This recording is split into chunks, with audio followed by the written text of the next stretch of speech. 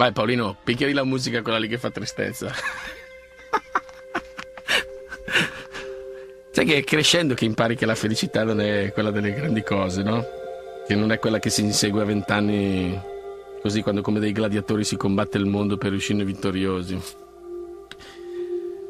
fa ridere, dai. La felicità che non è quella che affannosamente insegui crescendo, che pensi che l'amore sia tutto o niente, che non è nemmeno quella delle emozioni forti che fanno il botto e che esplodono fuori come con tuoni spettacolari.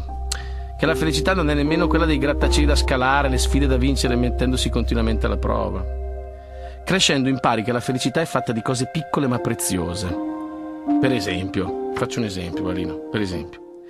Impari che il profumo del caffè al mattino è un piccolo rituale di felicità. Che bastano le note di una canzone, le sensazioni di un libro dai colori che scaldano il cuore, che bastano gli aromi di una cucina, la poesia dei pittori della felicità, che basta il muso del tuo gatto o del tuo cane per sentirti una felicità lieve.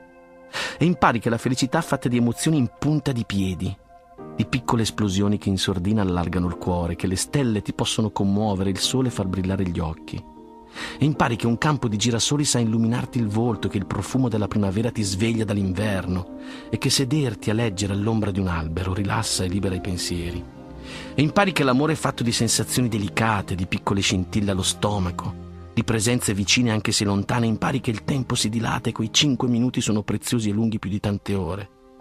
E impari che basta chiudere gli occhi, accendere i sensi, sfornellare in cucina, leggere una poesia, scrivere su un libro o guardare una foto per annullare il tempo e le distanze ed essere con chi ami.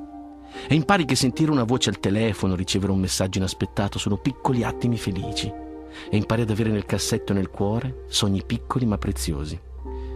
Impari anche crescendo che tenere in braccio un bambino è una deliziosa felicità. Impari che i regali più grandi sono quelli che parlano delle persone che ami. Impari che la felicità anche in quella urgenza di scrivere su un foglio i tuoi pensieri, che c'è qualcosa di amaramente felice anche nella malinconia. E impari che nonostante le tue difese, nonostante il tuo volere, il tuo destino, in ogni gabbiano che vola c'è nel cuore un piccolo grande Jonathan Livingston. E impari quanto sia bella e grandiosa la semplicità.